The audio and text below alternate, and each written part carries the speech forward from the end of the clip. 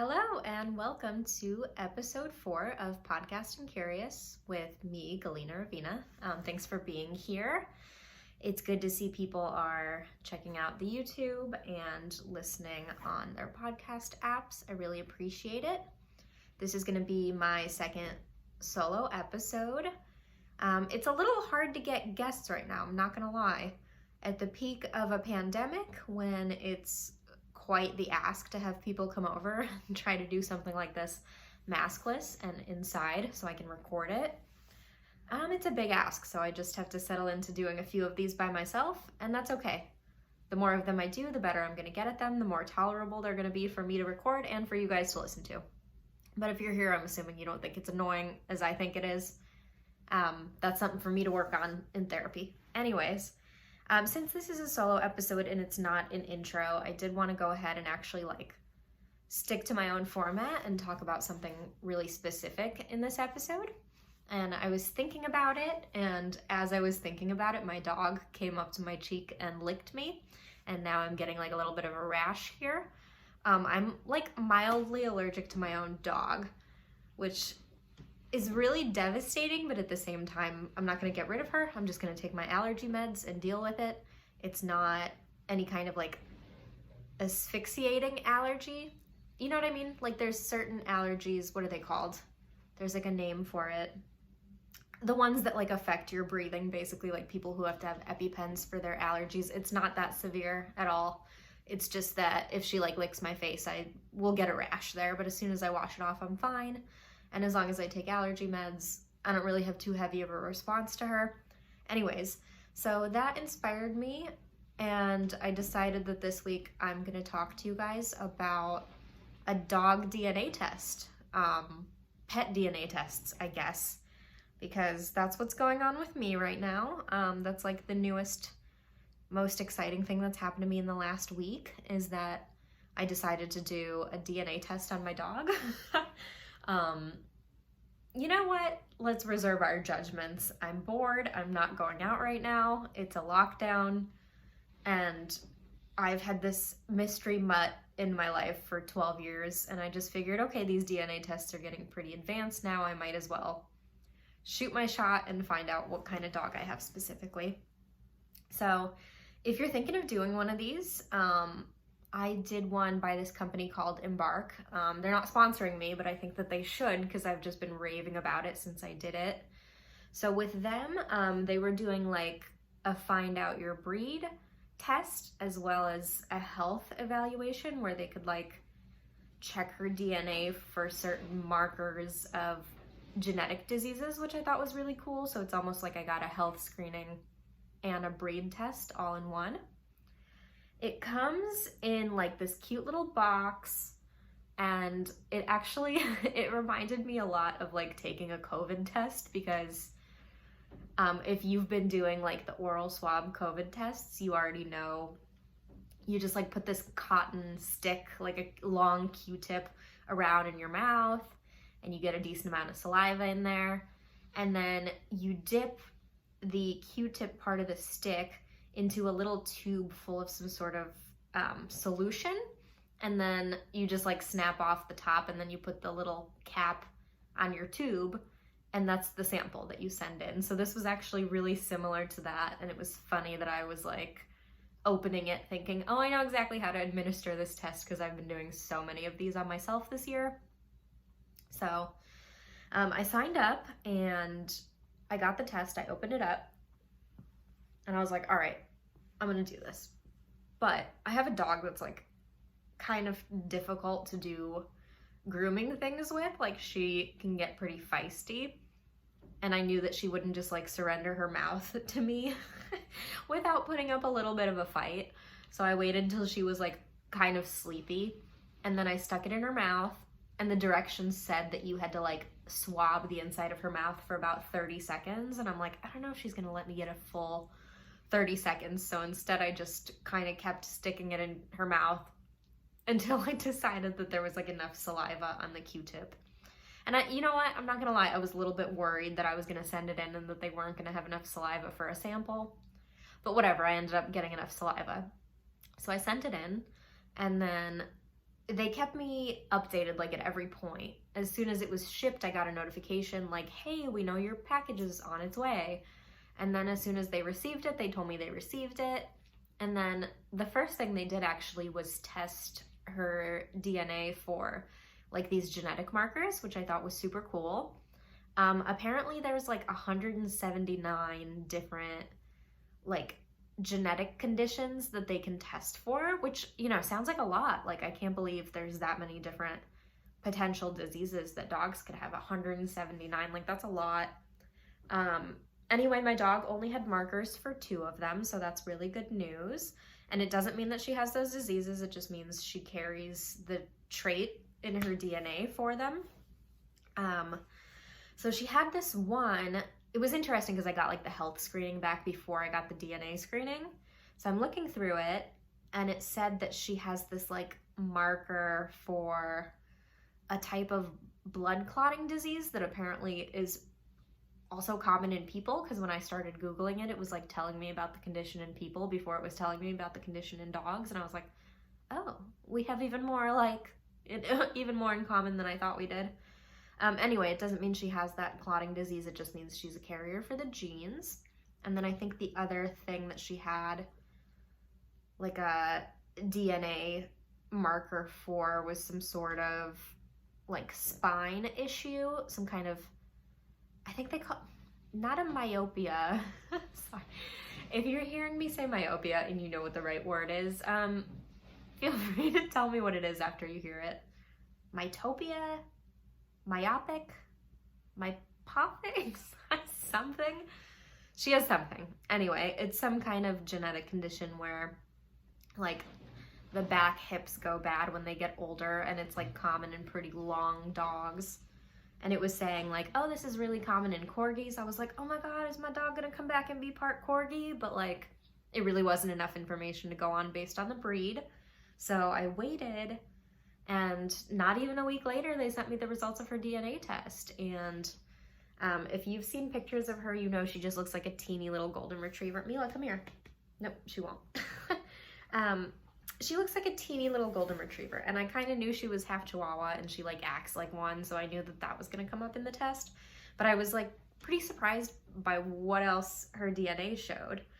So it told me like really specifically that she's 55% Chihuahua, that she's like 22% Pomeranian, she's 13% of this dog that's called like a Lhasa Apso, which are really furry, and I knew one in my childhood, and I had been so allergic to the one that I knew as a kid, which kind of explains, I think, where my allergic reactions to my dog come from.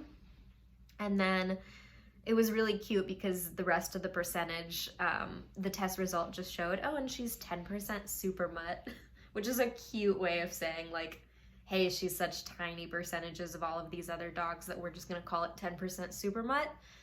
And they did give me a little bit of a breakdown that the super mutt like included collie, and it like included, I think, a toy fox terrier and some third thing. And I don't know, I feel really cool about finally knowing what this dog is that I've had for 12 years that I've just known was a Chihuahua mix, and now I know specifically what she's mixed with. And yeah, I mean, it's like a fun thing to do right now. I know a lot of people do like 23andMe, or they do Ancestry and other like human DNA tests basically, and that's been like a hot trend.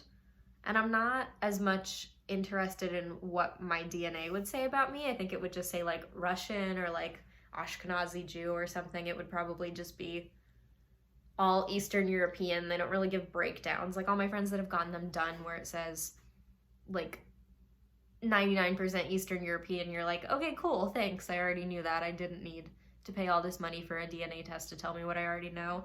But the dog stuff I didn't know, so that felt valuable to me. And yeah, I'm happy I did that.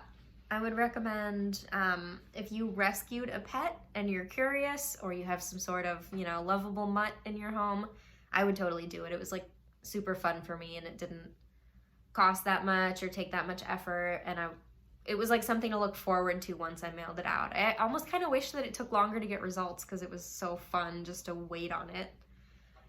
And now I get to look at my little dog and be like, oh, you little 55% Chihuahua.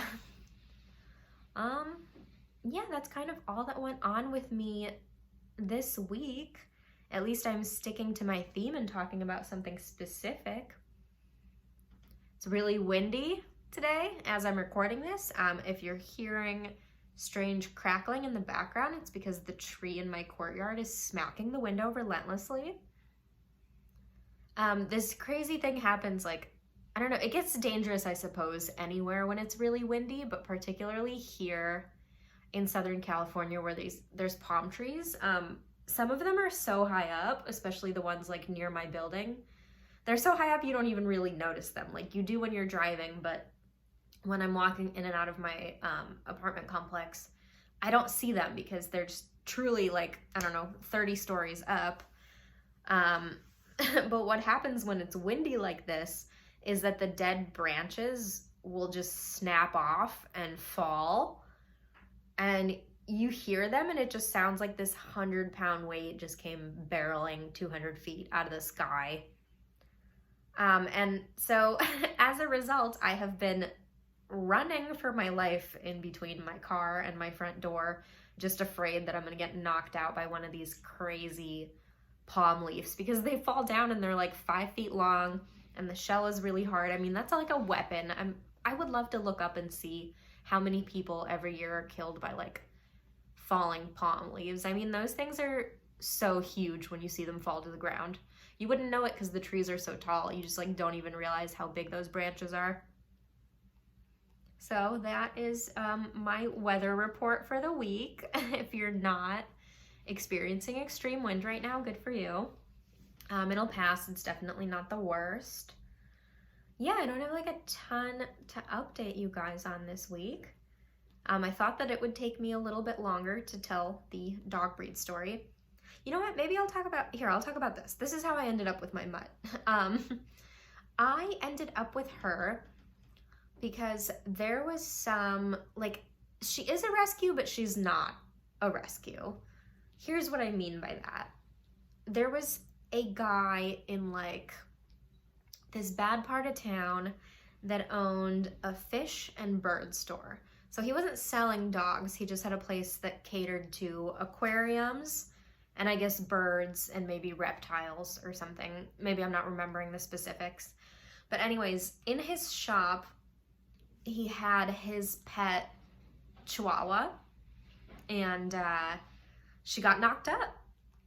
Yeah, she got knocked up and she had a litter of puppies. And this guy was selling them off for like, I think it was $50, something like that. It's pretty cheap. But he was trying to pass them off as being purebred Chihuahuas. They were such tiny little babies and they didn't look like Chihuahuas as puppies. My dog didn't.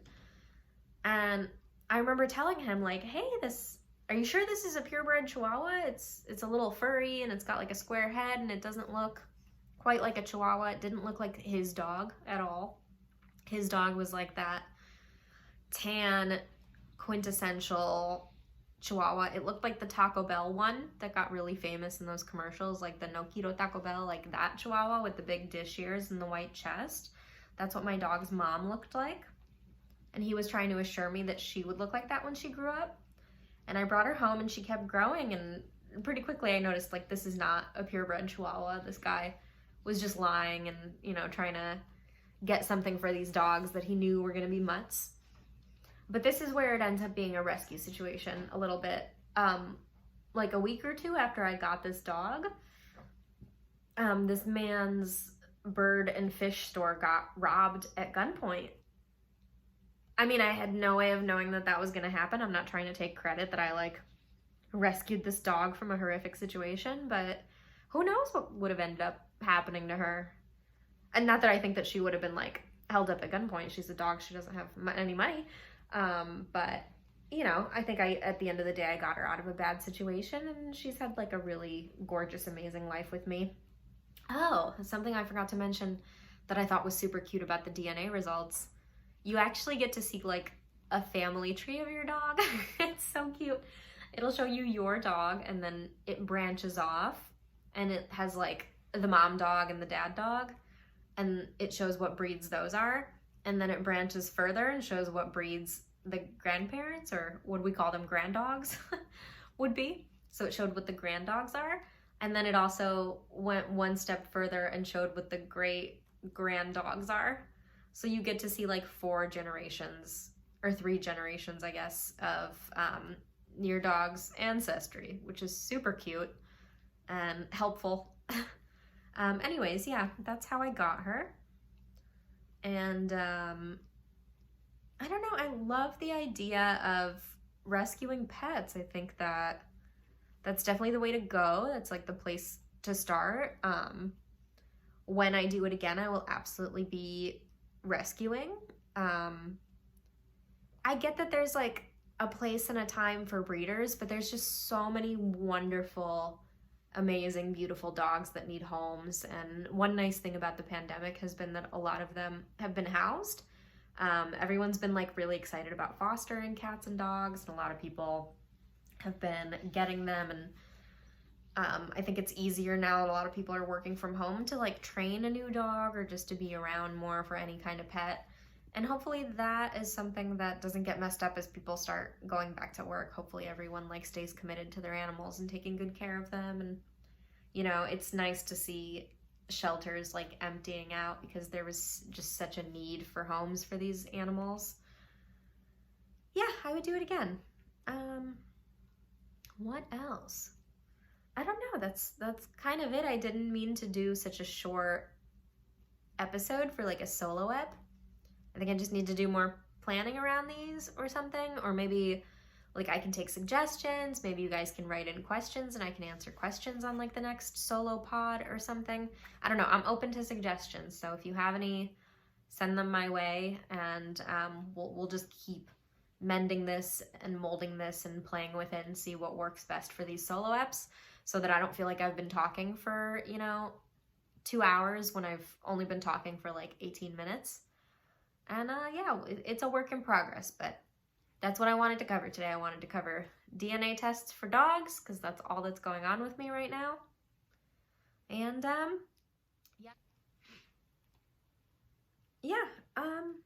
if you guys have any questions, suggestions, send them my way. In the meantime, I really appreciate any kind of like 5-star review. Any comment on this really helps.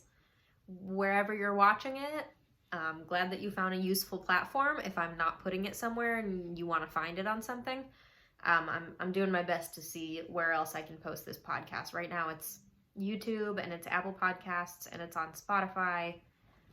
And I think that's the only place I have it so far. Does anyone use Google Play? Does anyone want Google Play? I can try to set it up. Again, this is a learning curve for me, but I want to do what you guys want me to do.